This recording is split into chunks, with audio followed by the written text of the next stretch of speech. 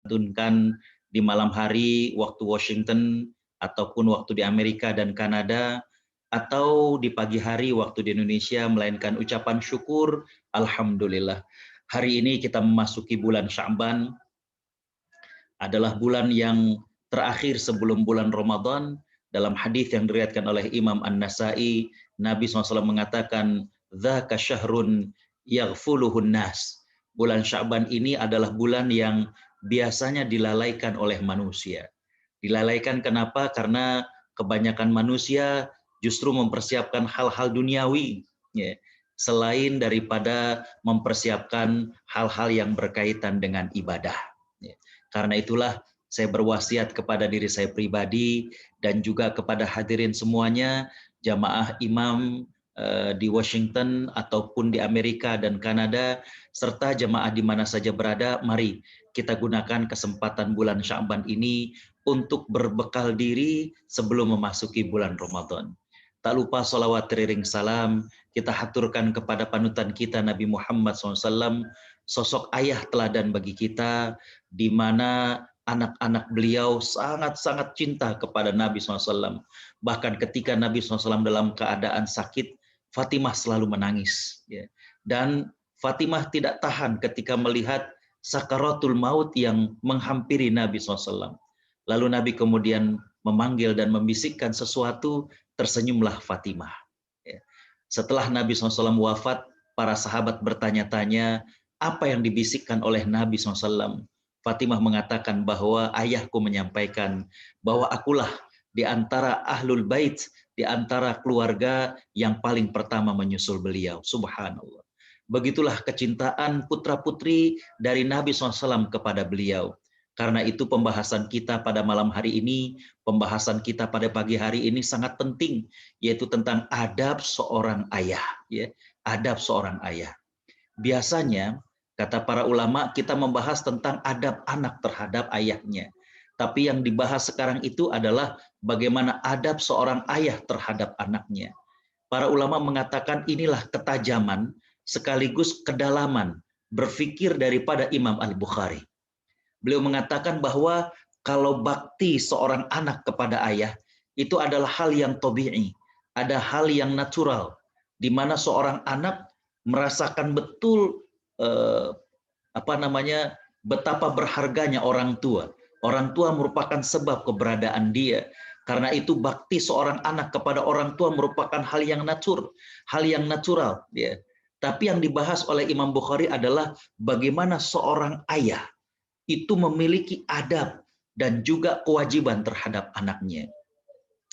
Hadirin hadirat para perindu surga Allah Subhanahu wa taala, ya. Hadis yang disampaikan oleh Imam Bukhari dalam kitabnya Al-Adabul Mufrad menjelaskan bahwa Nabi Shallallahu alaihi wasallam mengatakan kepada para sahabat, hendaklah kalian berlaku albir, berlaku baik, ya. Dan ternyata berlaku baik ini dijelaskan oleh sahabat Abdullah bin Umar. Beliau mengatakan, samahumul abrar. Allah Subhanahu wa taala dalam banyak ayat menyebut mereka al-abrar, yaitu orang yang baik, li'annahum barru liwalidaihim wa barru liwaladih. Disebut orang-orang yang baik lantaran mereka berbakti kepada orang tuanya dan mereka juga berbuat baik kepada anak-anak mereka. Jadi materi ini wabil khusus, mohon maaf, sebelum untuk hadirin hadirat semuanya, maka ini adalah materi untuk saya selaku seorang ayah. Dan kalau ada di antara jamaah yang suaminya belum ikut, ayo ajak ya, atau anak-anaknya sudah mulai remaja, mari kita simak tentang bagaimanakah adab seorang ayah.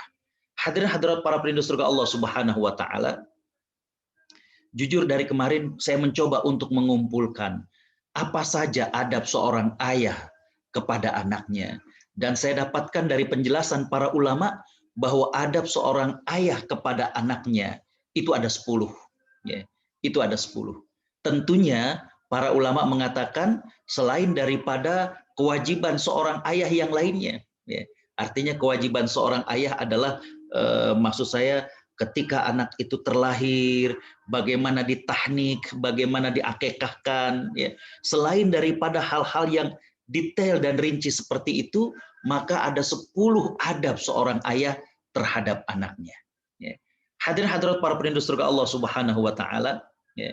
Masih cukup kayaknya 2 menit ini. Yang pertama adalah ini subhanallah. Pembahasan para ulama bagaimana kewajiban atau adab seorang ayah kepada anaknya dari mulai pertama sekali adalah memilihkan ibu yang solihah buat anaknya. Jadi dari mulai mencari jodoh, mencari wanita yang solehah untuk menjadi pendampingnya, itu ternyata merupakan di antara kewajiban ayah kepada anaknya. Subhanallah. Ya. Jadi nggak sembarangan. Tidak hanya kenal melalui media sosial, nggak kenal melalui Facebook atau yang lainnya.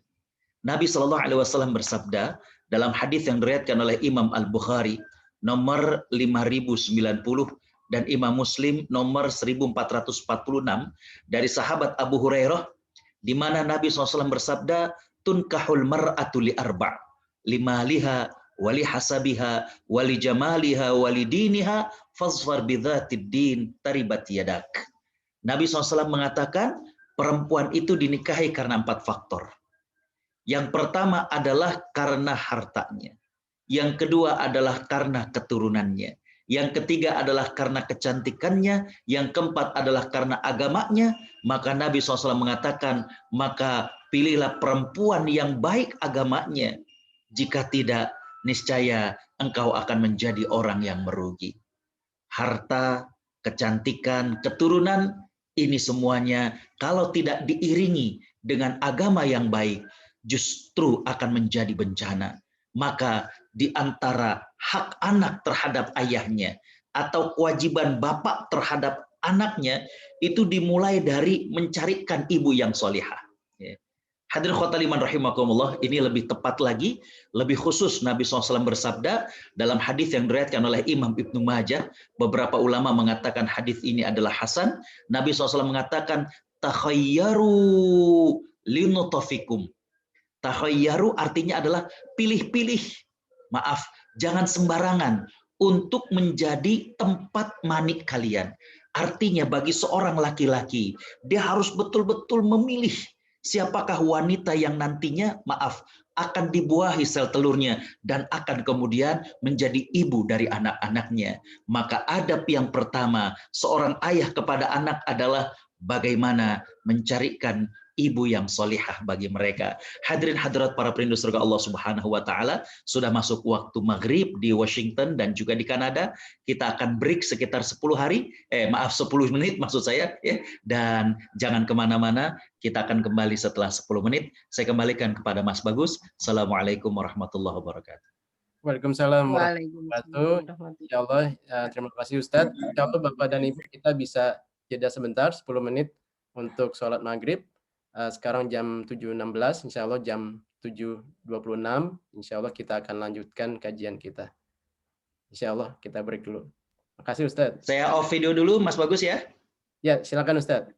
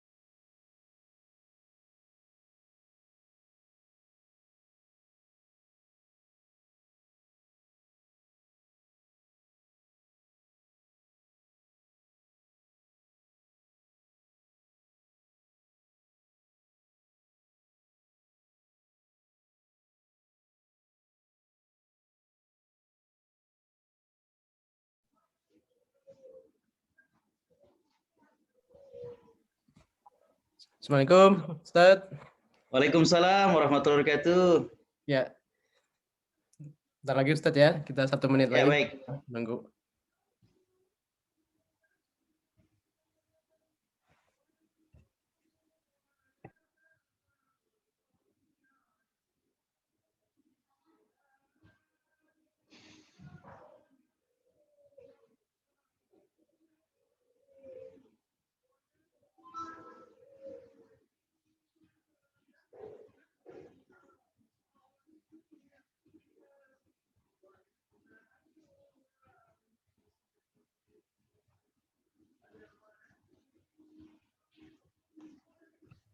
Oke, insya Allah. Assalamualaikum warahmatullahi wabarakatuh.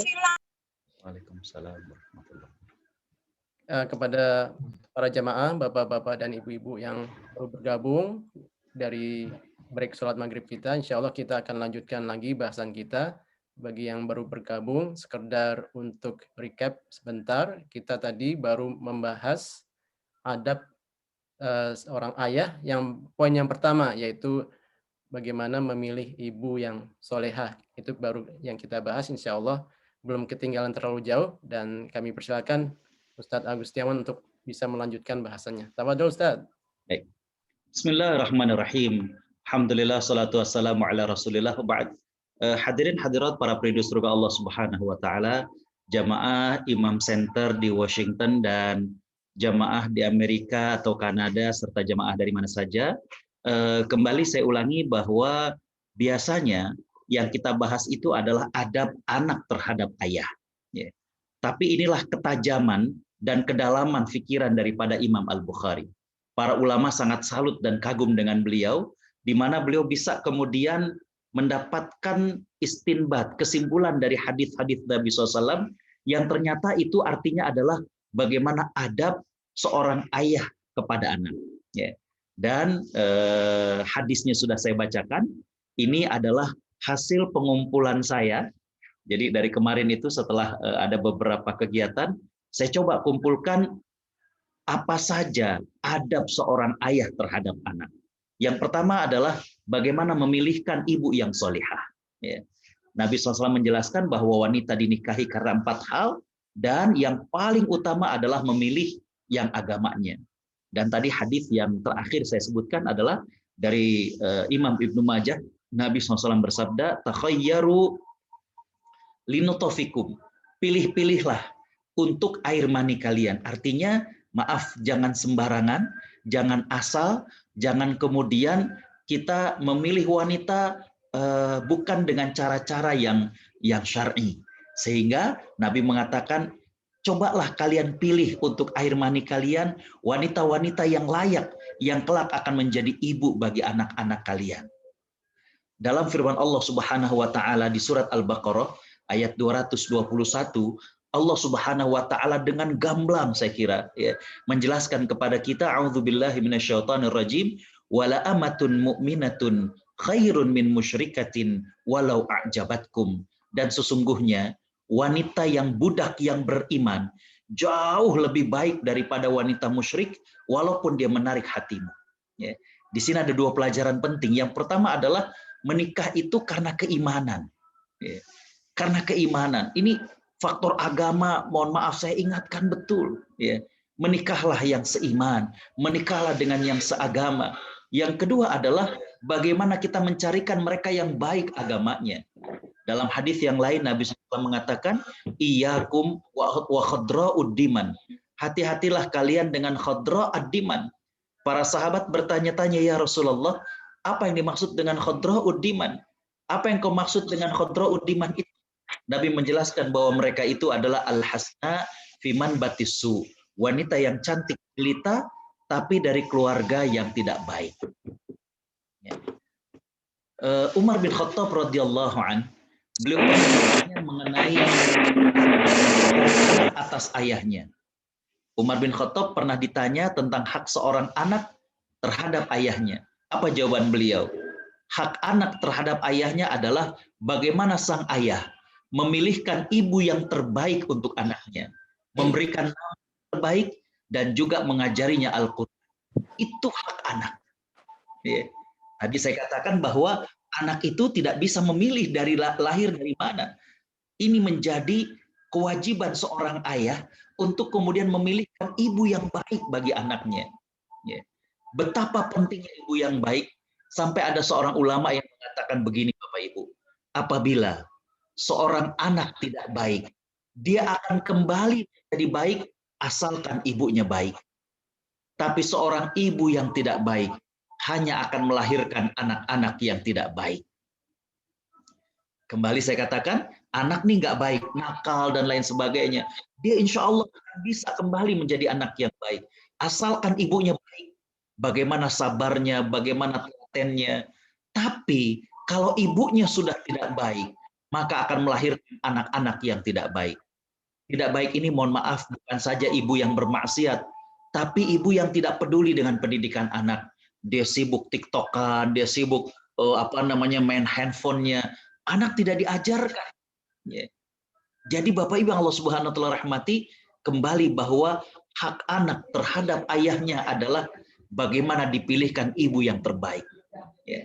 Hadirin-hadirat para perindu surga Allah Subhanahu wa taala. Yang kedua, adab seorang ayah terhadap anaknya adalah memberikan nama yang baik. Memberikan nama yang baik. Nabi SAW mengatakan, kullu ghulamin rahinatun bi'aqiqatih, tuzbahu anhu yawma sabi'ih, wa yuhlaqu wa yusamma. Setiap anak tergadaikan dengan akikahnya. Artinya, ketika orang tuanya melakukan akikah, seolah-olah ini anak udah ditebus. Seolah-olah begitu maknanya. Tapi arti daripada akikah ini adalah bagaimana seorang bapak dan ibu merasakan bersyukur kepada Allah atas anugerah anak yang diberikan dengan cara berbagi rizki dalam bentuk membeli seekor kambing atau 2 ekor dan kemudian disembelih dan dibagikan. Itu makna akikah. Nah, kata Nabi SAW, tuzbahu anhu yawma sabi'i. Disembelih akikah itu pada hari ke-7.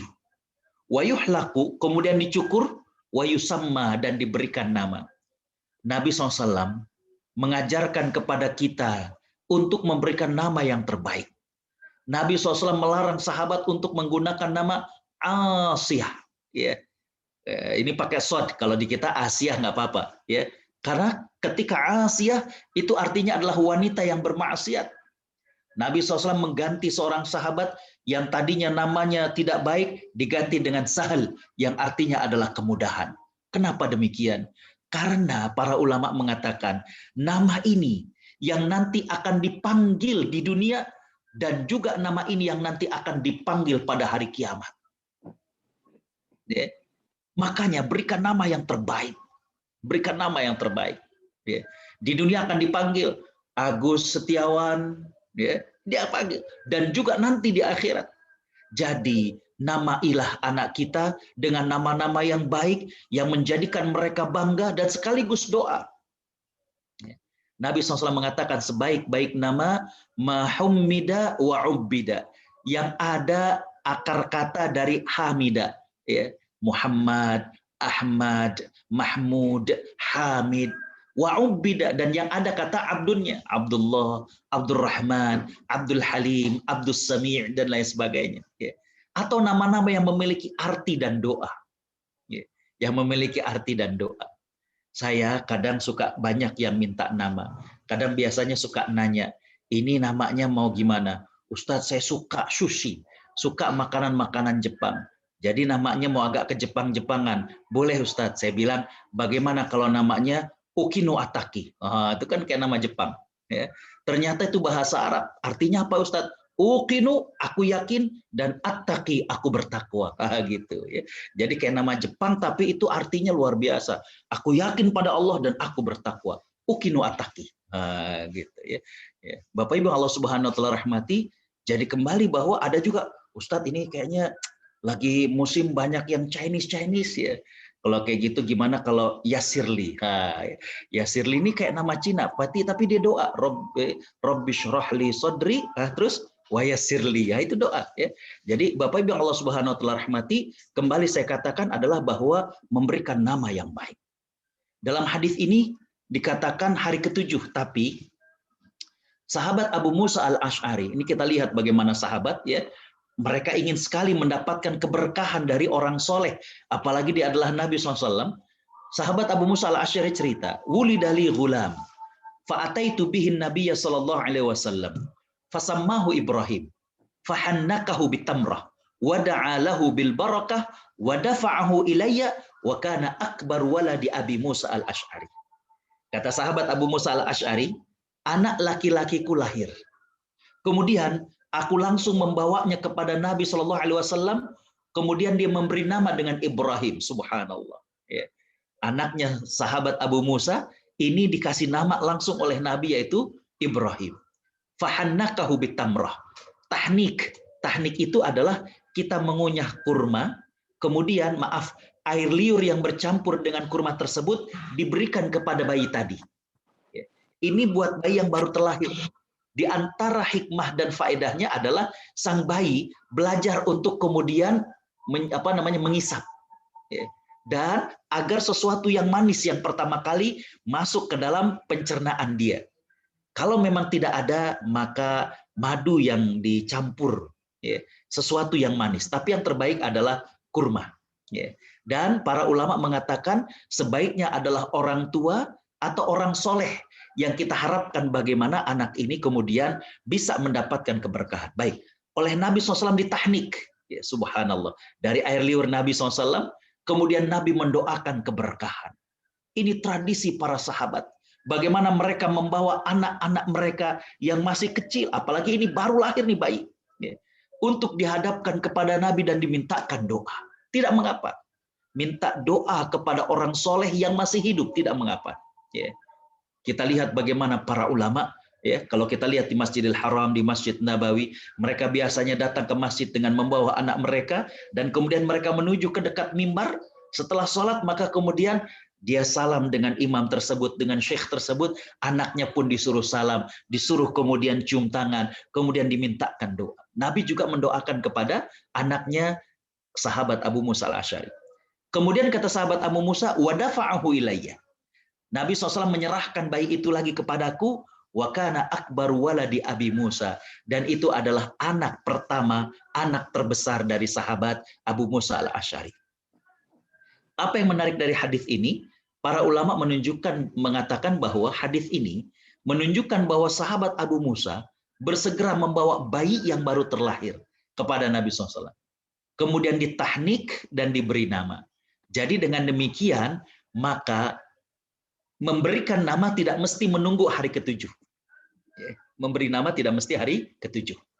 Kembali bahwa adab ayah kepada anak adalah memberikan nama yang baik. Nama yang membuat dia bangga. Nama yang kemudian menjadi doa bagi dia. Baik. Hadirin khotimah rahimakumullah. Yang ketiga, ini kan 10 adab ayah kepada anak. Ingat-ingat, ini yang ketiga. Mendidik dengan pendidikan keimanan. Mendidik dengan pendidikan keimanan. Apa yang kita harapkan dari anak kita? Tentunya kesolehan mereka, tentunya doa mereka. Ya. Tapi tidak sedikit di antara kita yang khawatir ketika anak kita belum pandai membaca, belum pandai berhitung, tapi tidak khawatir ketika anak kita belum ngerti sholat, belum pandai baca doa untuk orang tua, belum pandai baca Al-Quran. Nabi SAW mengajarkan kepada kita, muru auladakum bis shalah wahum abna'u sab'in. Wadribuhum 'alaiha wa hum abna'u 'ashrin wa farriqu bainahum fil madaji'. Ini menarik. Nabi SAW bersabda, perintahkan anak-anak kalian mengerjakan sholat ketika berumur 7 tahun. Dan pukul ketika dia tidak mengerjakan saat berumur 10 tahun, pisahkanlah tempat tidur anak laki-laki dan anak perempuan kalian. Di sini ada penjelasan menarik dari seorang ulama hadis, ya. Beliau mengatakan bahwa walaupun dalam hadis ini Nabi SAW mengatakan pukullah ketika dia belum sholat saat berumur 10 tahun, para ulama hadis mengatakan ini nggak pernah dilakukan oleh Nabi. Ini nggak pernah dilakukan oleh para sahabat. Kenapa? Karena waktu 3 tahun, dari umur 7 tahun kan disuruh sholat. Ya, dari umur 7 tahun tadi saya katakan disuruh sholat. Kata para ulama, kalau satu hari anak itu disuruh sholat 5 kali, satu hari kan 5 kali sholat, ya, maka 1 minggu berarti 35 kali dia diingatkan sholat. 1 minggu. Ya. Kalau 1 bulan berarti berapa? Ya. maka 3 tahun kata para ulama, anak itu sudah terbiasa dengan sendirinya. Makanya tidak pernah, walaupun Nabi mengatakan wadribuhum, pukullah, tapi nggak pernah kita dapatkan riwayat Nabi, para sahabat, dan salafus soleh memukul anaknya ketika berumur 10 tahun. Kenapa? Mereka sudah dengan sendirinya sholat ketika umur 10 tahun. Bisa dipahami? Ya? Jadi ketika kemudian ini anak umur 10 tahun masih belum sholat, ya, the big question is, pertanyaannya adalah, terus gimana kita mengajak merekanya? Ya. Jadi bukan kemudian yang kita ambil adalah, Nabi kalau kayak gitu melakukan kekerasan ya kepada anak. Tidak, bukan. Ya. Justru di sini yang harus kita pahami adalah bahwa kalau kita selaku orang tua, sehari ngajak anak itu 5 kali sholat, mencontohkan kepada anak 5 kali sholat, coba tadi saya katakan, seminggu itu 35 kali. 1 bulan berapa kali? 3 tahun itu sudah cukup untuk membuat apa nih, kalau kata istilah Mas Bagus nih, habits. Ya. Udah jadi habits. Ya. Jadi nggak perlu lagi untuk kemudian dipukul. Begitu memahami hadisnya. Nah, menarik lagi adalah Nabi mengajarkan kalau anak kita putra dan putri, maka bukanlah tempat tidur mereka. Ini sekedar sharing ya, kalau ada jemaah yang dari Malaysia, saya salut. Di antara kebijakan Kementerian Perumahan di sana itu adalah bagaimana standar rumah itu minimal kamar itu 2 atau 3. Ya. Dan sangat-sangat dianjurkan untuk kamar itu 3. Karena kenapa? 1 kamar untuk orang tua dan 2 yang lainnya untuk anak, apalagi kalau anaknya laki dan perempuan. Ternyata hasil daripada research, ya, banyak terjadi kenakalan remaja. Mereka yang nongkrong-nongkrong dan lain sebagainya, karena mereka tidak punya tempat yang nyaman di rumah mereka. Privasi mereka tidak ada. Ya, baik. Kita kembali bahwa adab ayah kepada anak yang ketiga adalah mendidik, dan mendidik itu dengan pendidikan keimanan. Ya. Kenalkan mereka dengan sholat, kenalkan mereka dengan Al-Quran, ajarkan adab-adab yang baik. Ya. Walaupun masih belum bisa bicara dengan baik, coba ajarkan makan dengan tangan kanan, memulai dengan basmalah. Subhanallah. Ya. Mendidik dengan pendidikan keimanan. Hadirin khotaliman rahimakumullah. Allah Subhanahu wa taala berfirman, A'udzubillahi minasyaitonir rajim. Ya ayyuhalladzina amanu, qu anfusakum wa ahlikum nara. Hai orang-orang yang beriman, peliharalah dirimu dan keluargamu dari api neraka. Belum lama ini saya share bagaimana screenshot ya, di situ dialog antara seorang syekh dengan seseorang, ya, di mana orang ini bertanya tentang sekuat apakah kita harus menjaga anak kita. Syekh itu mengatakan bahwa apakah di kamar anakmu ada AC? Betul. Bagaimana kalau AC itu kemudian meledak? Ya. Apa yang kau lakukan? Kata ayah ini, kata orang tua ini, aku akan renggut anakku. Aku akan gendong dia, aku akan bopong dia. Ya. Karena kenapa? Menyelamatkan dari AC yang terbakar itu. Yang tadinya AC itu bikin nyenyak tidur, bikin sejuk. Ya. Tapi ketika terbakar, maka anaknya akan direnggut, akan dibopong, akan digendong, dibawa. Kata beliau, itu baru dari terbakarnya AC. Bagaimanakah kalau kira-kira kita menyelamatkan anak kita daripada panasnya api neraka? Ya, ya. Hadirin khotal iman rahimakumullah, tentu kita akan lebih gitu ya. Kita akan lebih greget lagi. Ya. Bapak Ibu Allah Subhanahu wa taala rahmati, Allah mengingatkan, peliharalah dirimu dan keluargamu dari api neraka. Menarik nih penafsiran Ali bin Abi Thalib yang dikutip oleh Imam Ibnu Katsir dalam tafsirnya. Maaf saya lupa mencantumkan juz dan halaman berapanya. Ali bin Abi Thalib menjelaskan maksud dari peliharalah keluargamu dari api neraka, maksudnya adalah ajarkan adab kepada mereka. Ajarkan keimanan kepada mereka agar jangan sampai kemudian mereka melakukan maksiat wal-iyazubillah dan kemudian terjerumus ke dalam neraka. Ya. Jadi makna jaga keluargamu, ya, pelihara dirimu dan keluargamu agar tidak tersentuh dengan api neraka, itu bukan jaga, maaf kayak kita ngejagain, bukan. Ya. Kata Ali bin Abi Thalib, menjaga kita dan anak agar tidak sampai terjatuh ke dalam api neraka adalah ajarkan adab-adab Islam, ajarkan keimanan kepada mereka. Ya. Hadirin khotal iman rahimakumullah. Ini baru yang ketiga ya dari 10. Baik. Yang keempat adalah memperhatikan pendidikan mereka secara umum. Ya. Bagaimana mengajarkan anak kita dengan ilmu. Ya. Setelah tadi bagaimana kita perhatian dengan sisi-sisi keimanan, maka yang berikutnya adalah memperhatikan pendidikan anak. Ya. Karena ilmu ini adalah harta yang sangat berharga. Apabila orang tua mewariskan harta, harta akan habis. Tapi justru kalau ilmu yang diwariskan, subhanallah, ilmu ini yang akan menjaga mereka. Ya. Makanya kita lihat bagaimana Nabi SAW mengajarkan. Ini hadis ini adalah apa yang Nabi ajarkan kepada anak tiri beliau, anak sambung beliau, putra dari Ummu Salamah. Ya. Nabi SAW mengatakan, ya ghulam, sammillah, wakul biyaminik, wakul mimma yalik. Wahai anak kecil, artinya kepada anaknya itu, wahai anakku, bacalah bismillah ketika makan. Ya. Makanlah dengan tangan kananmu dan makanlah apa yang dekat dengan dirimu. Nabi SAW mengajarkan berbagai macam hal. Bukan saja berkaitan dengan keimanan kepada Allah, tapi juga berkaitan dengan adab, berkaitan dengan keilmuan yang lain. Ya, kita lihat. Ya. Makanlah dengan tangan kanan, ini adab. Ya. Dan makanlah apa yang dekat dengan dirimu. Ini merupakan salah satu akhlak.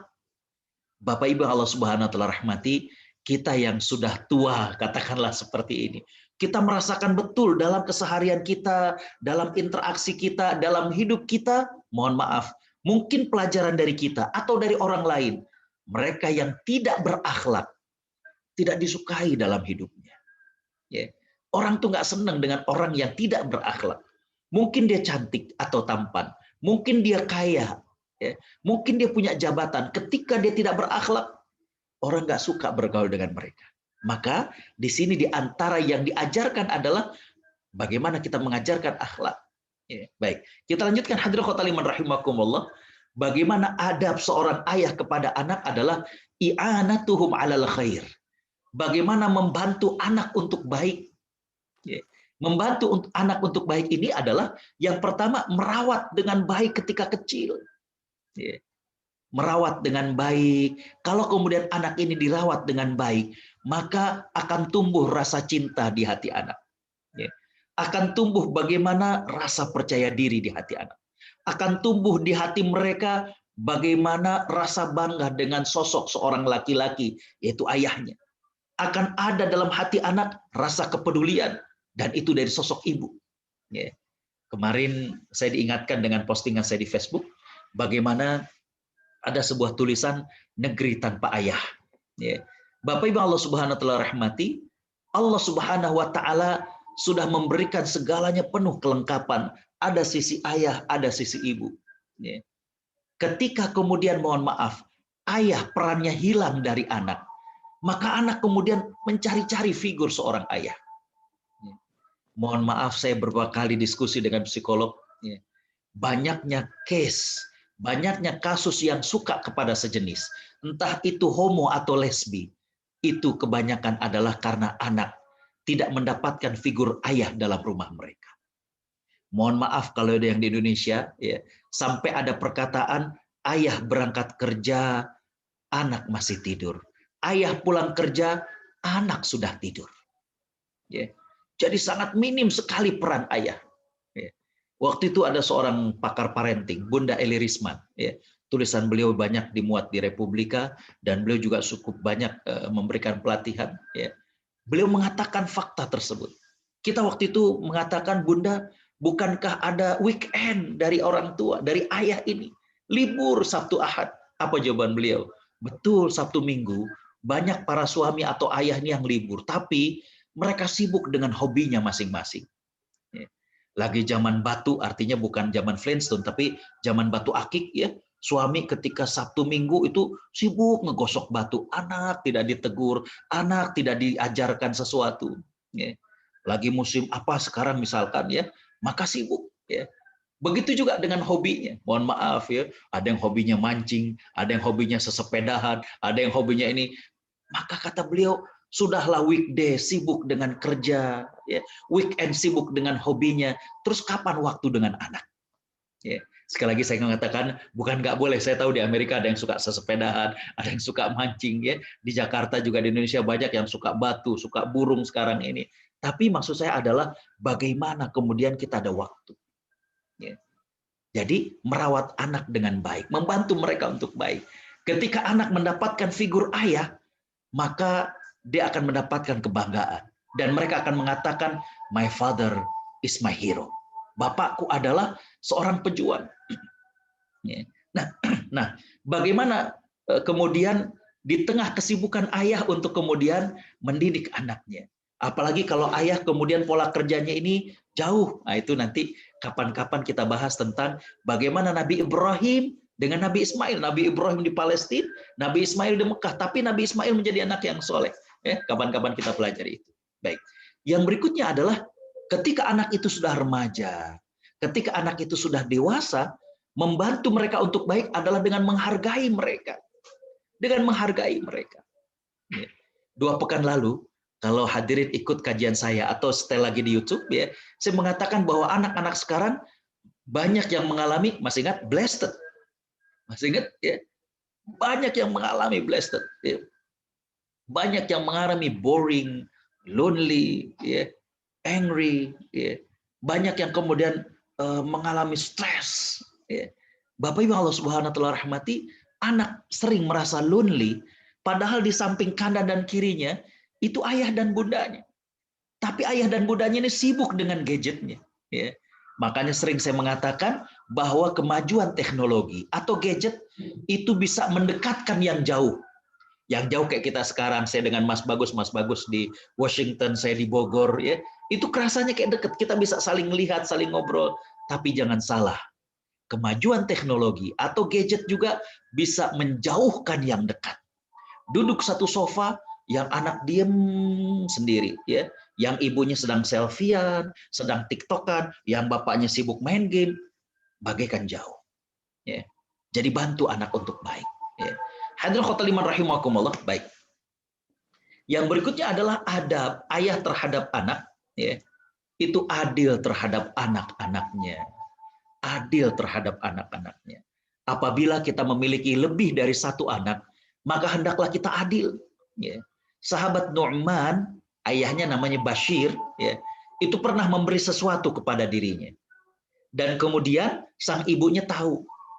Maka sang ibu kemudian bertanya, wahai suamiku, apakah engkau memberikan juga kepada anak-anakmu yang lain? Kata Bashir, enggak, aku memang ingin memberikannya kepada Nu'man. Ya. Maka sang istri kemudian mendatangi Nabi SAW. Sang istri kemudian bertanya, ya Rasulullah, suamiku memberi sesuatu yang berharga untuk anakku Nu'man. Tapi dia tidak memberikan kepada yang lainnya. Maka bagaimana? Nabi SAW kemudian menyampaikan, ittaqullah wa'tu baina auladikum. Ini pesan Nabi gitu aja. Bertakwalah kamu kepada Allah dan bersikap adillah terhadap anak-anak. Kata Nu'man, ya, setelah ayahnya mendapatkan nasihat dari Nabi SAW, maka ayahnya mengambil kembali hadiah yang diberikan kepada dirinya. Hadis riwayat Imam Bukhari dan Muslim. Ya. Bapak Ibu, dalam riwayat yang lain, Nabi SAW mengajarkan, i'dilu baina auladikum. Berlaku adillah terhadap anak-anak kalian. Ya. Jika tidak, kata Nabi SAW, maka kalian menanamkan kebencian di antara mereka. Au kama qala SAW. Jadi Nabi mengajarkan untuk adil dengan anak-anak. Ya. Jangan sampai kemudian kita tidak adil dan tanpa kita sadari, kita sedang menanamkan kebencian di antara mereka. Mungkin ketika kita masih hidup, mereka terlihat akur, tapi ketika orang tua meninggal dunia, ini yang kemudian akan terlontar. Kamu dulu disayang sama papa. Dulu kita sama-sama salah, aku dapat hukuman, kamu tidak. Ya. Ini tidak adil. Ya. Bapak Ibu Allah Subhanahu wa taala rahmati, orang yang tidak adil kepada anaknya, maka hanya akan melukai hati sang anak. Ya, melukai hati sang anak. Ya. Mohon maaf, Bapak Ibu yang pernah merasakan bagaimana orang tua yang tidak adil terhadap anaknya, sakit di hati. Ya. Walaupun adil ini tidak berarti sama, ya. Tapi dalam hal kasih sayang, dalam hal perhatian, dalam hal reward dan punishment itu mesti sama. Tidak sama itu maksud saya adalah berkaitan dengan materi. Anak yang kuliah dengan anak yang masih SD tentu memberikan materi, adil itu bukan berarti sama. Yang kuliah mungkin kita kasih 2 juta, ya yang masih SMP mungkin sekian. Tapi yang saya maksud adil di sini adalah berkaitan dengan reward and punishment, berkaitan dengan kasih sayang, berkaitan dengan perhatian, maka berlaku adillah terhadap anak. Itu merupakan adab seorang ayah kepada anak-anaknya. Ya. Kalau anak-anaknya diberikan perhatian untuk diajak ngobrol, semua harusnya demikian. Kalau anak-anaknya kemudian melakukan ini dan kemudian apabila melanggar diberikan punishment, maka semuanya diberikan. Ketika ada 1 atau 2 yang diistimewakan, ini yang menimbulkan dendam di antara mereka. Ya. Hadirin-hadirat para penduduk surga Allah Subhanahu wa taala, ini sudah hampir ke fase saya ini, ya, yaitu di antara adab seorang ayah kepada anak adalah membantu anak untuk mendapatkan pasangan yang soleh. Ya, membantu anak untuk mendapatkan pasangan yang soleh. Allah Subhanahu wa taala berfirman, "A'udzubillahi minasyaitonirrajim wa ankihul ayama minkum wassalihina min ibadikum wa imaikum iyakunu fuqara yughnihimullahu min fadlih wallahu wasi'un alim." Allah Subhanahu wa taala berfirman, kawinkanlah orang-orang yang sendirian di antara kamu dan orang-orang yang layak menikah dari hamba-hamba sahayamu yang laki-laki dan hamba-hamba sahayamu yang perempuan. Jikalau mereka miskin, Allah akan mampukan mereka dengan karunia-Nya dan Allah maha luas pemberiannya lagi maha mengetahui. Yeah. Hadirin hadirat para penduduk surga Allah Subhanahu wa taala. Bagaimana kita lihat Nabi Shallallahu alaihi wasallam dengan para sahabat, ya, berusaha untuk membantu putri mereka mendapatkan pasangan yang soleh. Ya. Umar bin Khattab radhiyallahu anhu ketika melihat Hafsah, ya, sang putri menjanda dalam usia yang muda lantaran suaminya syahid, ya, maka Umar kemudian menawarkan kepada Abu Bakar. Abu Bakar terdiam. Umar kemudian menawarkan kepada Utsman. Kata Utsman, aku baru saja kehilangan istriku, yaitu putri Nabi SAW. Dan aku baru saja menikahi putri Nabi yang lain. Ya. Ini kata Umar bin Khattab, aku bisa terima.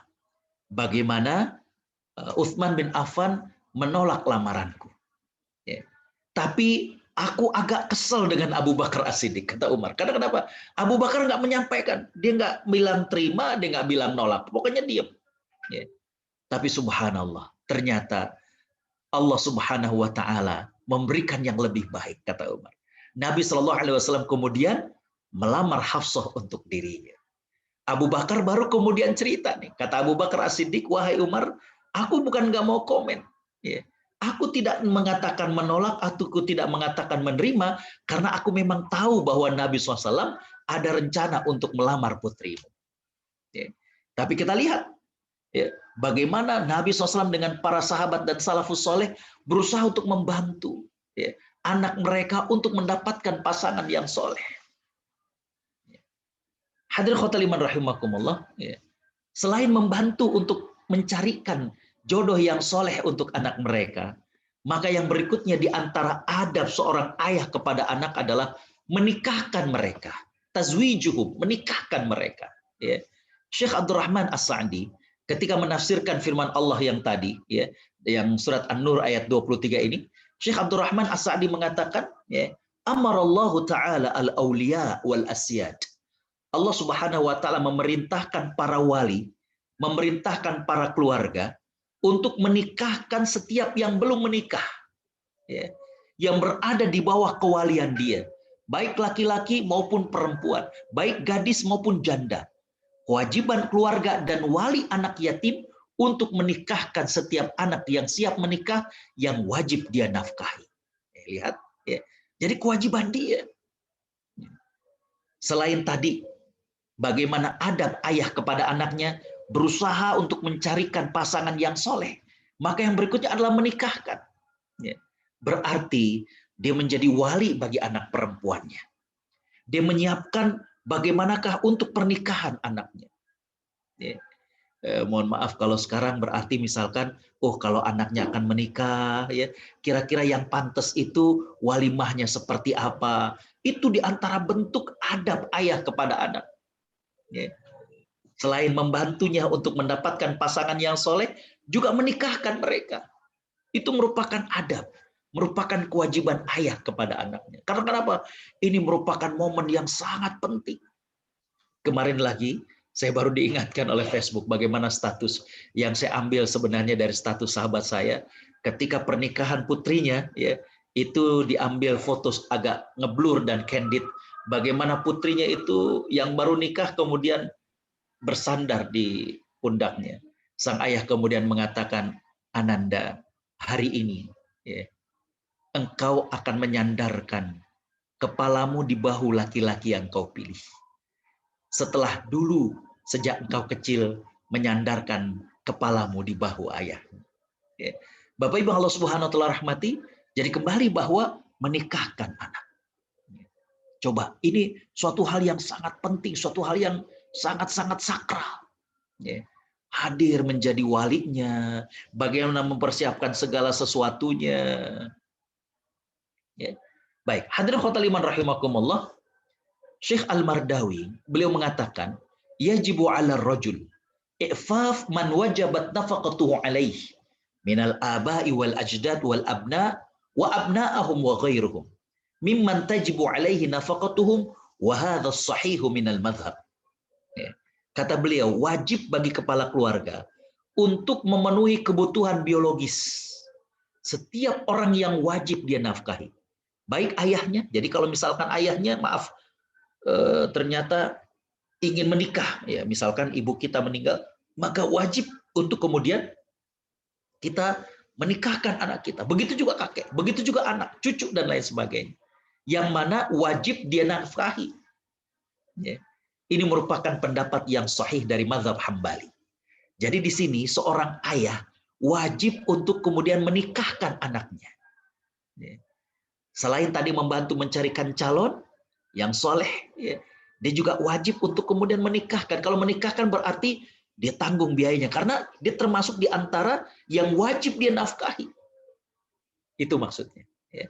Jadi tidak membiarkan anak kemudian menunda-nunda pernikahannya lantaran kekurang mampuannya. Ya. Maka di sini seorang ayah harus membantu. Bukan saja dia menjadi wali dalam akad nikahnya, tapi bagaimana juga membantu. Karena apa? Anak merupakan salah seorang yang wajib dia nafkahi, maka wajib juga untuk kemudian dia nikahkan. Ya. Mohon maaf ya, saya dapati tidak sedikit orang tua yang pura-pura ya, tutup mata ya, yang kemudian ini anaknya padahal perempuan. Ya, dia coba-coba tutup mata dengan mengatakan, ya saya tergantung besan lah, gitu ya, mau gimana. Ya, tergantung besan ini ada dua arti. Artinya yang memang ya dia mau orang yang kompromi, atau tergantung besan itu artinya dia lepas tangan, terserah. Ya. I don't care. Ya, mau gimana, ya, nggak peduli. Ya. Nah, kalau sikap yang kedua ini nggak baik.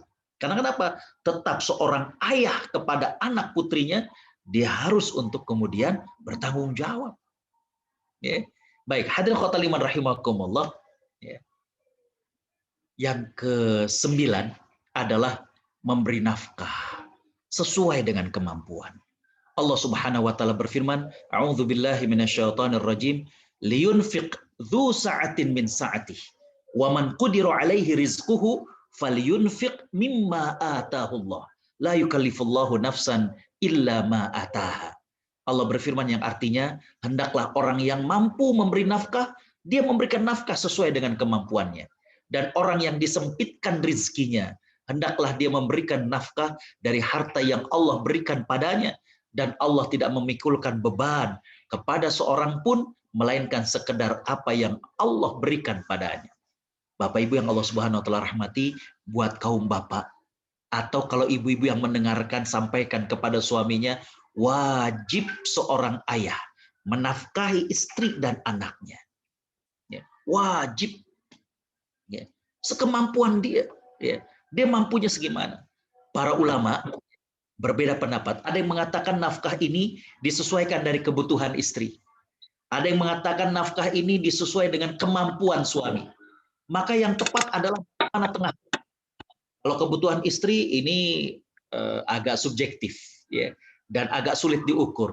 Kalau kemudian kemampuan suami ini juga takutnya mengurangi hak istri. Coba dikompromikan. Sehingga para ulama mengatakan tidak bisa kami menentukan berapanya. Karena kenapa? Setiap tahun, setiap masa mungkin berbeda standar ekonomi dan juga kemampuan. Ya.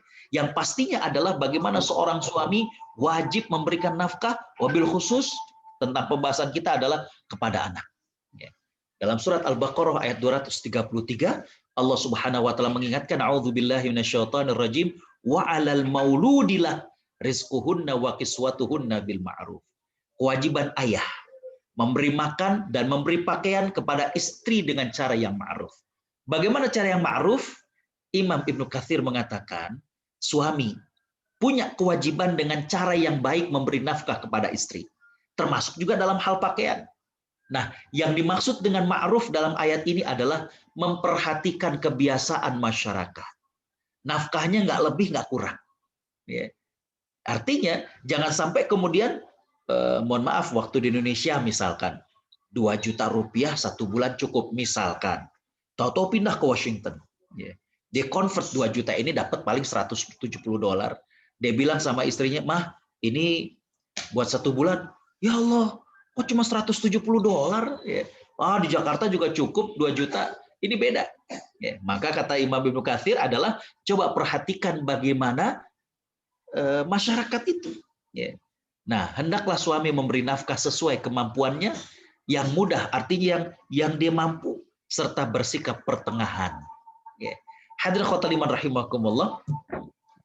Nabi SAW bersabda dalam hadis yang diriwayatkan dari Jabir bin Abdullah, Nabi mengatakan, fattaqullaha fin nisa.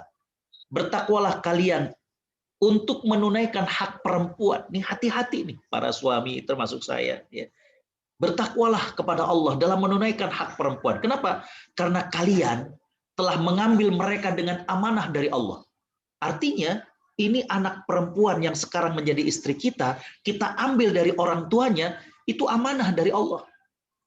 Wastahlaltum, dan kalian menghalalkan, maaf, kemaluan mereka dengan kalimat Allah. Dengan kalimat Allah artinya dengan ijab dan qabul. Kita mengatakan asyhadu alla ilaha illallah wa asyhadu anna Muhammadan Rasulullah. Saya terima nikah dan kawinnya fulanah binti fulan dengan mas kawin yang tersebut tunai. Itu kan dengan menggunakan kalimat Allah. Ya.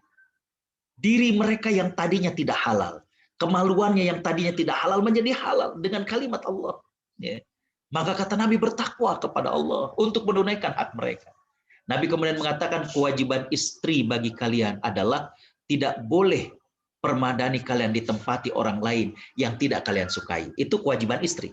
Jangan memasukkan orang ke rumah, ya, orang-orang yang suami itu nggak suka. Ya. Jika melakukan demikian, ya artinya kalau istri melakukan hal tersebut, maka pukullah dengan pukulan yang tidak menyakiti. Adapun kata Nabi, sekarang kewajiban kalian terhadap istri adalah bagaimana kalian memberikan nafkah dan memberikan pakaian dengan cara yang ma'ruf. Hadirin khotaliman rahimakumullah, yang terakhir sekali adalah adab ayah kepada anak itu selalu mendoakan. Ya. Selalu mendoakan anak. Ya. Cari waktu yang dikabul oleh Allah Subhanahu wa taala. Waktu-waktu yang mustajab. Ya. Waktu saat berbuka puasa, waktu antara waktu antara azan dan iqamah, ya. Waktu di sepertiga malam terakhir sebelum subuh, cari waktu-waktu yang diijabah oleh Allah Subhanahu wa taala. Doakan anak kita. Ya. Bayangkan wajah mereka, ya. Anak sulung kita, anak kedua, ketiga, keempat, kelima. Coba. Selain cari waktu yang diijabah, yang kedua adalah cari tempat-tempat yang diijabah. Ya. Pada saat kita safar, ya, coba kita ingat, kita doakan anak kita. Pada saat kemudian kita berangkat ke tanah suci, ya Allah, di depan multazam kita doakan mereka. Ya. Di Raudhah kita doakan mereka. Tempat-tempat yang mustajab. Ya. Di padang Arafah, di mana Allah Subhanahu wa taala menurunkan malaikat begitu banyaknya. Ya. Yang Allah akan mencatat dan mengabulkan permintaan hamba. Sampai Bapak Ibu kalau baca hadis tentang Arafah, ya, di situ ada riwayat bagaimana setan itu melumuri wajahnya dengan debu. Mereka mengatakan, waili, waili, waili, celaka diriku. Aku mengganggu manusia tahunan, artinya sekian lama. Dan Allah mengampuninya hari ini. Ya, cari tempat yang diijabah. Dan yang pasti adalah saya katakan, jangan sekali-kali mendoakan keburukan kepada anak.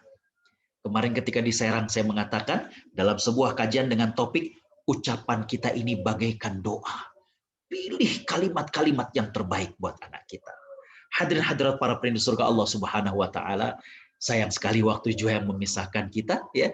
Saya ingin menyimpulkan bahwa Imam Al-Bukhari dengan ketajaman bagaimana beliau mengambil kesimpulan sebuah hadis, maka beliau mengajarkan kepada kita pada hari ini, Nabi SAW mengajarkan kewajiban itu bukan hanya kewajiban anak terhadap ayah, tapi juga ada kewajiban ayah terhadap anak.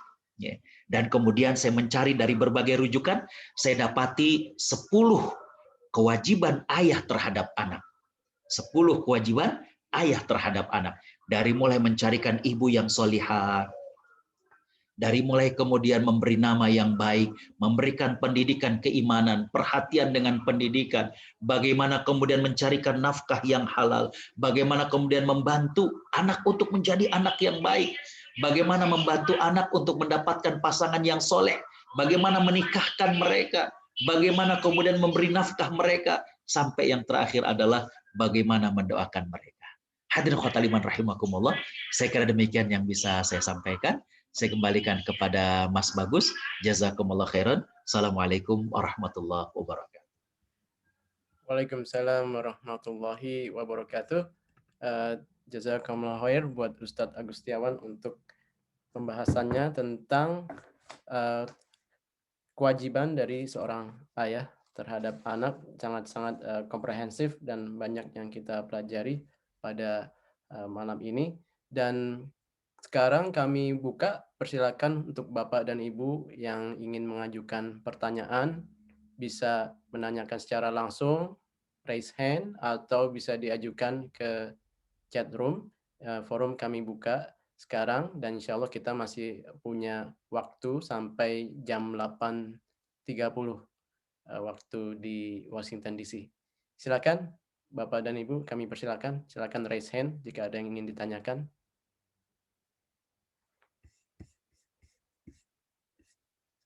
Kalau belum ada, sambil menunggu nih Ustadz. Jadi kalau kita lihat dari bahasan Ustadz tadi. Waalaikumsalam. Silakan Pak Zainal. Pak Irwan. Oh Pak Irwan, silakan Pak Irwan. Ustadz mau nanya ke saya, ada anak laki-laki udah umur sekitar 28, tetapi memang benar Pak Ustadz, kadang-kala kalau tidak ada kasih sayang dari bapak, itu dia akan mencari kasih sayang di luar. Bagaimana caranya untuk yang sudah terlanjur mencari kasih sayang di luar, sikap seorang bapak itu bagaimana? Terima kasih Pak Ustadz. Waalaikumsalam. Terima kasih Pak Irwan. Ustadz. Langsung dijawab. Bismillahirrahmanirrahim. Alhamdulillah, salatu wassalamu ala rasulillah wa ba'd. Bapak Ibu yang Allah Subhanahu wa taala rahmati, ya. Tentunya ada satu hal yang mohon maaf kita sepakati, bahwa kita berkeluarga itu tanpa melalui pendidikan dan pembekalan. Ya. Sering saya bilang sama istri, kita ini otodidak nih. Ya, kita otodidak. Ya. Kita masuk ke mahligai rumah tangga itu tidak ada pembekalan gimana menjadi suami, gimana menjadi ayah. Ya. Dan kita ya masuk gitu ya. Bahkan mohon maaf ya, saya ada materi judulnya 1.15.25. 1.15.25 ini bukan angka untuk dipasang judi ya, tapi ini adalah usia rentan pernikahan. Ya. Usia rentan pernikahan. Karena kenapa? Usia pernikahan 1 tahun kita belum begitu mengenal kepada pasangan, lalu kemudian di antara kita tidak sedikit yang istrinya kemudian hamil. Ya. Dan kemudian sibuk dengan kehamilan, sibuk dengan anak, perkenalan kita belum begitu dalam. Ya. Jadi kembali Pak Irwan dan juga yang hadir di sini saya katakan adalah bahwa saya merasa bagus sekali ketika di Malaysia itu ada satu aturan ketika orang akan ke KUA mengajukan permohonan nikah, maka selain dia menyertakan data-data, mereka harus menyertakan apa yang disebut dengan sijil kursus perkawinan. Sertifikat sudah mengikuti kursus perkawinan. Nah, ini saya challenge nih imam virtual nih untuk ngadain itu misalnya. Ya, saya bisa bantu. Materinya 4 aja. Bagaimana menjadi suami atau istri yang diajarkan Islam. Tentunya di sini juga ayah dan ibu. Bagaimana secara psikologis, bagaimana secara manajemen keuangan, dan yang keempat adalah bagaimana secara seksualitas. Ya. Karena jujur kita otodidak, ya, otodidak. Ya. Dan orang-orang yang soleh ketika akan bertanya tentang masalah fikih seksual ini, mau nanya ke siapa, malu, ya, dan lain sebagainya. Jadi kembali Pak Irwan, saya ingin mengatakan bahwa apabila ada di antara kita yang mungkin belum seideal yang saya sampaikan atau yang kita baca, maka langkah yang pertama tidak ada salahnya kita minta maaf kepada mereka. Yeah. That's the point. Kita ngobrol, yeah. Dan kemudian kita akui minta maaf. Nah, ayah minta maaf. Dulu ayah nggak paham. Ayah mengira bahwa tugas ayah itu hanya cari uang. Ternyata nggak demikian. Itu nggak apa-apa. Yeah. Yeah. Bahkan kalau bisa dalam suasana yang lebih rileks. Yeah. Apakah sambil makan, apakah sambil di mana gitu ya. Yeah. Yang kedua adalah bagaimana kita menunjukkan keseriusan bahwa kita itu betul-betul berubah. Dan ketemu dengan anak itu apa yang harus kita lakukan berikutnya. Ya, setelah kita minta maaf, membuka hati dia, ya, maka yang berikutnya adalah next-nya itu apa solusinya. Ya. Kamu misalkan anak, saya tahu ya, misalnya kalau di Amerika itu sudah tinggal pisah dengan orang tua. Ya, misalnya kita katakan every Friday ya, setiap Jumat kita ketemu di masjid mana gitu ya. Coba pertemuan yang juga ada keimanan di situ, bukan cuma ketemu di fast food di mana gitu, tapi every Friday kita ketemu ya di masjid sana, sholatnya enak di sana. Nah itu kita bisa tuh bangun lagi komunikasi. Ya. Nah setelah itu yang ketiga saya harapkan adalah bagaimana dukungan dari istri dan juga keluarga yang lain. Kalau misalnya anak kita yang laki-laki itu ada adik-adiknya, maka bantu mereka. Ya. Mereka membantu maksud saya ya untuk kemudian komunikasi, Bang, ya, we miss you misalnya. Coba WA begitu ya. Kapan abang ke rumah kita makan bersama? Nih ibu bikin lontong nih misalnya. Coba gitu ya. Sehingga kemudian anak laki-laki kita juga merasa oh iya, saya tuh merasakan kehangatan, merasakan dirindui oleh adik-adik dan orang tua ya. Dan yang keempat Pak Irwan, jangan lupa doa. Ya, tetap Allah yang membolak-balikan hati, karena itu kita selalu berdoa pada Allah Subhanahu wa taala. Saya kira itu demikian. Wallahu a'lam. Baik, terima kasih. Kemudian apakah sebentar Pak Ustadz, apakah perlu dengan pihak ketiga? Artinya gini, kalau sama orang tuanya itu sudah tidak mungkin, apakah diperlukan pihak ketiga? Pihak ketiga ini, terima kasih. Ya. Bismillahirrahmanirrahim. Pak Irwan, kalau memang dibutuhkan, saya kira sangat bagus sekali. Ya, bagaimana kita melibatkan pihak ketiga, tapi tentunya yang betul-betul bisa menjadi penengah, ya, antara kita dengan anak kita. Ya. Dan saya kira Pak Irwan bisa meliskan dan kemudian bisa musyawarah dengan istri siapa nih pihak ketiganya. Ya. Apakah saudara? Apakah orang yang dia segani walaupun bukan saudara, maaf misalnya seorang syekh atau seorang ustadz ya, yang dia bukan saudara tapi kita percaya dengan ustadz itu dan dia bisa komunikasi dengan orang itu ya, atau misalkan sahabat dia misalnya ya, itu bisa. Jadi bisa Pak melibatkan orang ketiga, tapi saya kira tadi bagaimana memilih orang ketiganya sehingga kemudian menjadi penghubung mediator antara Bapak atau antara kita dengan anak kita. Saya kira demikian. Wallahu a'lam.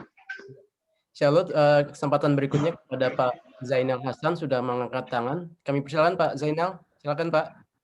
Assalamualaikum Ustaz. Enggak, tadi udah disambung sama yang pertanyaan ini yang dari pihak ketiga itu Ustaz. Saya mau tanyain itu tadi. Jadi udah dijawab tadi. Alhamdulillah. Baik. Terima kasih Pak Zainal. Oke, sekarang kita ke chat room, Pak Ustadz. ada beberapa pertanyaan. Yang pertama itu dari Pak Faisal Labib Zulfikar. Afwan Ustadz, saya ayah dengan anak satu umur 1 bulan. Saya orangnya agak iseng sama istri. Mau tanya bagaimana batas bercanda seorang ayah terhadap anak dan istri. Saya sering dimarahi istri ketika bercanda yang menurutnya keterlaluan, Ustadz. Jazakallah khair. Bismillahirrahmanirrahim. Alhamdulillah, salatu wassalamu ala rasulillah. Terima kasih Pak Faisal. Ya. Bercanda adalah hal yang manusiawi. Ya. Bahkan Nabi SAW juga kadang bercanda dan membuat kebahagiaan kepada istrinya. Ya. Ada satu riwayat, walaupun memang riwayatnya ada sisi dhaifnya. Ya.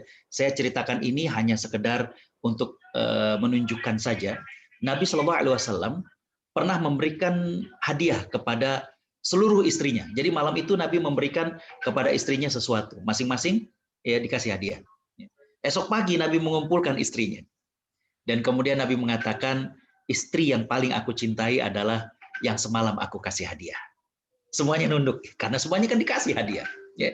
Jadi ini cara-cara Nabi untuk kemudian membangun kemesraan, komunikasi, dan lain sebagainya. Jadi kembali bahwa iseng, bercanda itu nggak apa-apa. Tapi tentunya ada batasnya.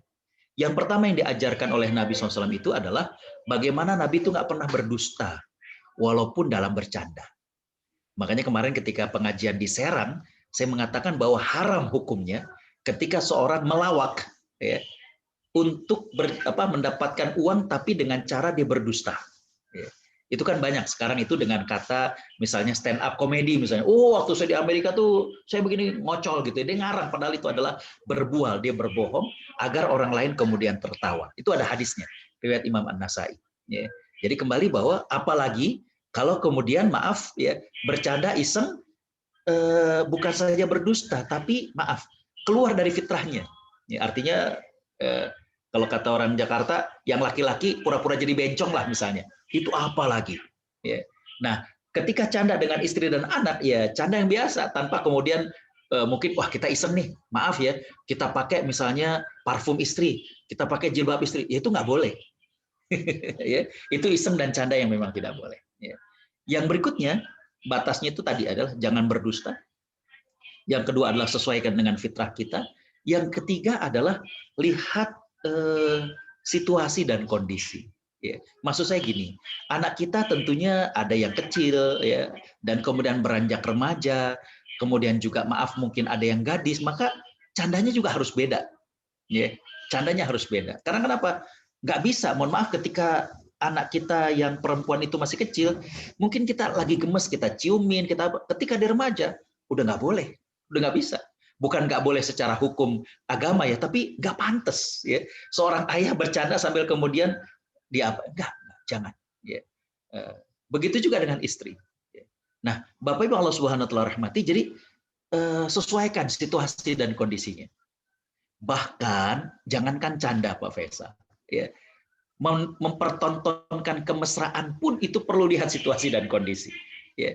Saya masih ingat ketika di Timur Tengah, itu waktu itu masih mahasiswa kami ya. Jadi orang Arab itu mereka suka negur kalau sampai ada yang mereka lihat orang terlalu romantis di pinggir jalan. Ini mohon maaf, mungkin agak beda budayanya dengan di Amerika ya. Tapi di sana itu mereka kalau misalnya lihat sampai rangkul-rangkulan aja, itu biasanya sudah disampaikan. Memangnya kamu nggak bisa di rumah. Begitu kira-kira mereka. Ya. Karena kenapa? Karena yang pertama adalah bikin jengah orang lain. Yang kedua, kesian kepada mereka yang belum menikah. Mereka hanya berfantasi, berkhayalan. Oh kayak gitu ya, kawin ya, gitu ya. Jadi kembali bahwa begitu juga kita dengan istri. Ya. Jangankan tadi saya katakan bercanda itu harus lihat situasi dan kondisinya, bermesraan pun harus lihat situasi dan kondisi. Ya. Kita mesra misalnya nih, gitu ya. Mohon maaf, biar ternyata ya jamaah imam nih romantis sama istrinya. Harus juga introspeksi diri. Kesian yang masih jomblo gitu, atau yang pada 2 minggu lalu bertanya, maaf ya istri dan anaknya ditinggalkan di Indonesia, ya itu kan Gitu ya. Jadi saya kira Pak Faisal boleh saja bercanda, tapi ada batas-batasnya tadi. Sesuaikan dengan fitrah kita, sesuaikan dengan fitrah daripada istri dan anak kita, kemudian lihat situasi dan kondisi, dan yang terpenting sekali adalah tentunya canda yang tidak berlebihan. Saya kira demikian. Wallahu a'lam. Oke. Kita lanjut ke pertanyaan berikutnya. Ada beberapa pertanyaan lagi, Ustadz. Kita bisa mungkin bahas secara singkat, Ustadz. Yang pertama dari Ibu Wedi Erkanalis. Di zaman sekarang, kebanyakan bapak-bapak muda di sini, tanda kurung Ozi, yang menurut anak, termasuk ganti nepi dan juga masak. Berbeda dengan generasi ortu yang sebelumnya. Kadang-kadang orang laki-lakinya lebih capek dari perempuan. Bagaimana Ustaz? Silakan Ustaz. Bismillahirrahmanirrahim. Alhamdulillah, salatu wassalamu ala rasulillah. Terima kasih Uni Wedi. Pertanyaan ini menarik dan saya dapat pelajaran besar ketika saya diundang ke Brunei, Uni. Ya. Jadi ketika di Brunei itu ada seorang ustadz yang dia mengatakan bahwa tidak sedikit sekarang ini dengan banyaknya kajian-kajian ya yang kemudian menampilkan bahwa seorang suami itu harus sayang kepada istri, harus perhatian kepada istri ya. Sehingga mohon maaf, qawam itu artinya adalah sisi kewibawaan dan kepemimpinannya itu agak tercederai. Dengan bahasa yang lebih gamblang adalah bahwa istri itu banyak potensi-potensi nusyuz, potensi-potensi durhaka kepada suami. Ya. Misalnya berani membantah, berani untuk kemudian karena suami itu dilihat ya kompromis orangnya gitu ya. Sehingga kemudian keluar rumah ya suami juga pasti ngizinin. Jalan dengan orang, suami juga pasti. Nah, beliau mengingatkan tentang perlu proporsional di sini. Ya. Nah, kembali bahwa ini mohon maaf kalau dari Ozi banyak yang menyaksikan bahwa kita harus paham Allah Subhanahu Wa Taala menciptakan laki-laki atau suami itu sebagai prinsip di perusahaan itu kayak direktur utamanya. Ya. Sedangkan istri itu adalah direktur operasional. Gitu. Jadi masalah-masalah teknis itu memang itu job dari istri. Ya. Walaupun saya tidak mengatakan misalnya, berarti istri jadi pembantu dong Ustaz, istri itu bukan. Tapi memang masalah teknis. Gitu. Maksud saya gini, suami ketika misalnya pulang sholat, Mas nanti bisa mampir nggak ke convention store? Kenapa? Cabai habis. Kalau sekali-sekali oke. Ya. Tapi kalau kemudian suami itu tugasnya belanja, ini saya kira kalau sinetron di Indonesia, Uni ini jadi namanya dunia kebalik nih Uni, gitu ya. Suami belanja, suami masak, gitu ya. Ini saya kira sudah kurang tepat. Karena kenapa? Sekali lagi bahwa mirip tadi kayak kepala sekolah atau direktur utama, sekali-sekali dia turun dan ikut masalah teknis, it's okay. Tapi sebenarnya ada direktur operasional dan itu adalah istri.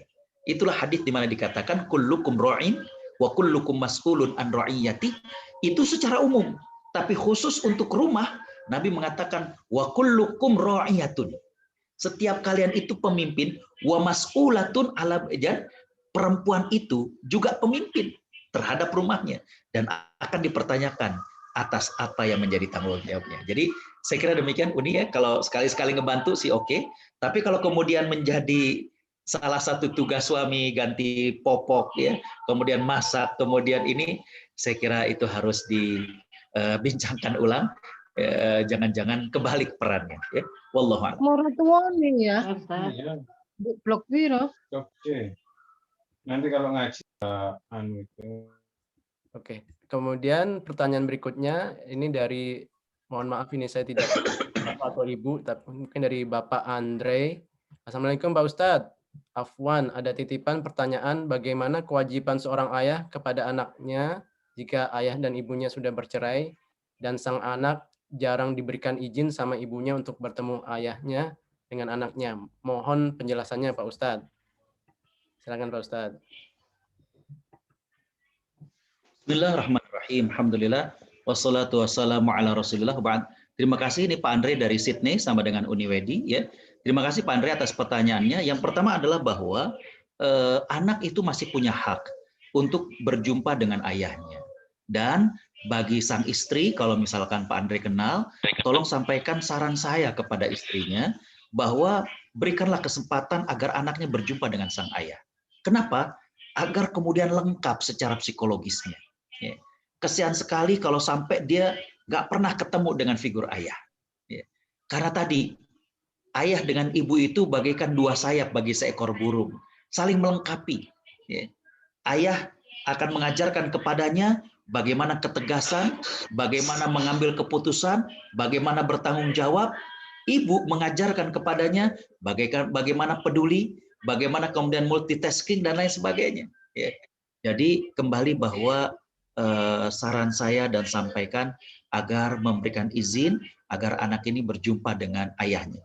Katakanlah dia marah sekali atau buruk sekali apa yang dilakukan oleh ayahnya, maka kalau untuk hal seperti ini, saya kira tetap diberikan izin ketemu, tapi tentunya didampingi, tentunya dibatasi, dan lain sebagainya. Tapi intinya adalah jangan sampai kemudian hilang figur ayah. Dan itu tadi saya katakan, menurut riset dari para psikolog, ini akan berpengaruh kepada efek psikologis daripada sang anak.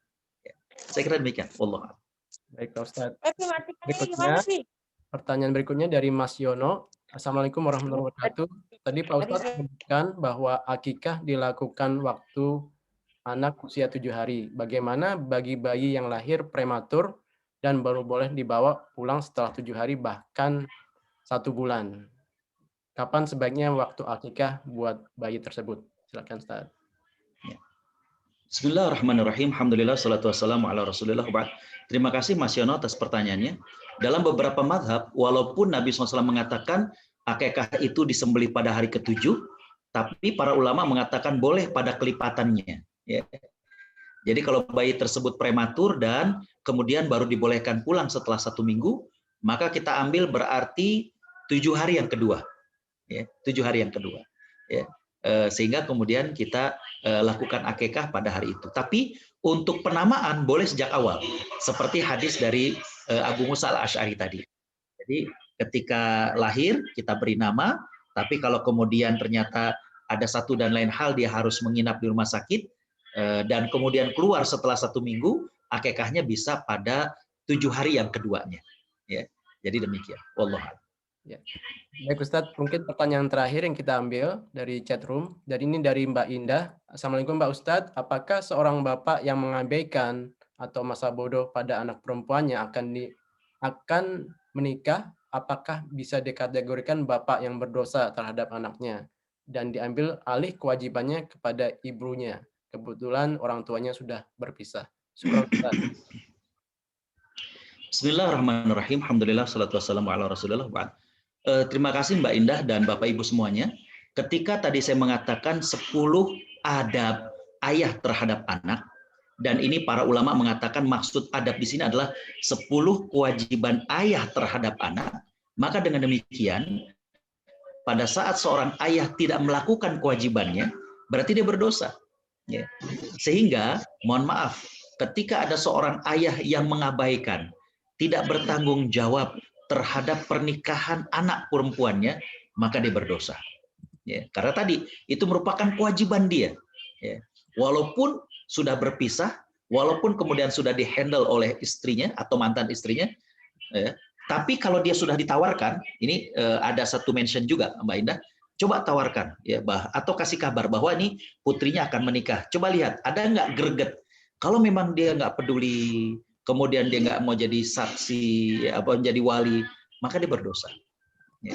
Kecuali kalau memang dia nggak tahu, pisah, cerai, misalnya ayahnya di Indonesia, ibu dan anaknya di Amerika, dia nggak tahu, itu lain ceritanya. Tapi kalau memang dia sudah disampaikan, sudah diberitahu, sudah diajak, tapi kemudian lalai, acuh dan lain sebagainya, maka dia adalah berdosa. Wallahu a'lam. Baik, terima kasih Pak Ustadz. Dan terima kasih para jamaah, waktu juga yang harus memisahkan kita. Insya Allah kita akan meminta materi yang disampaikan oleh Pak Ustadz dan kita akan share kepada para jamaah di pertemuan berikutnya. Insya Allah seperti yang saya sudah share tadi, materi dari 2 minggu yang lalu kita share dengan para jamaah hari ini, dan insya Allah materi ini kita akan bagi insya Allah minggu depan, 2 minggu lagi insya Allah. Dan sebelum kita akhiri, kami mohon kepada Pak Ustadz untuk bisa menutup dengan doa bagi kita semua di sini di Washington DC dan tentunya buat yang lain dimanapun berada supaya kita selalu di dalam keadaan sehat, di dalam keadaan berkah dari Allah Subhanahu wa taala. Silakan Ustaz. Astaghfirullahalazim, astaghfirullahalazim, astaghfirullahalazim. Bismillahirrahmanirrahim. Alhamdulillahirabbil alamin. Hamdan syakirin, hamdan na'imin, hamdan yuwafi ni'amahu wa yukafi'u mazidah. Ya Rabbana lakal hamdu wa lakas syukru kama yanbaghi li jalali wajhika wa 'azimi sultanik. Allahumma shalli ala Muhammad wa ala alihi wa sahbihi ajma'in. Allahumma ighfir lana dhunubana wa israfana fi amrina wa thabbit aqdamana wansurna 'alal qaumil kafirin. Allahumma barik lana fi Sya'ban wa ballighna Ramadan. Allahumma ighfir lana wa liwalidina warhamhum kama rabbawna shighara. Rabbana hab lana min azwajina wa dhurriyyatina qurrata a'yun waj'alna lil muttaqina imama. Allahumma ij'al auladana salihin. Allahumma ij'alna auladana salihin. Allahumma ij'alna aba wa ummahat albarina liwalidayhim. Rabbana atina fid dunya hasanah wa fil akhirati hasanah wa qina adzabannar. Wa bifadli subhanaka rabbina rabbil izzati amma yasifun wa salamun alal mursalin walhamdulillahi rabbil alamin. Terima kasih Pak Ustadz. Insya Allah kita akan bertemu lagi 2 minggu mendatang, dan kepada para jamaah kita ucapkan jazakumullah khair. Mohon maaf lahir dan batin jika ada kesalahan, dan kita tutup dengan membaca surat Wal Asr dan doa penutup majelis. Bismillahirrahmanirrahim. Subhanakallahumma wa bihamdika asyhadu an la ilaha illa anta astaghfiruka wa atubu. Innal insana lafi khusr illa alladzina amanu bil haqqi wa tawassaw bis sabr. Jazakumullah. Assalamualaikum warahmatullahi wabarakatuh. Waalaikumsalam. Waalaikumsalam warahmatullahi wabarakatuh. Bapak Ibu pamit.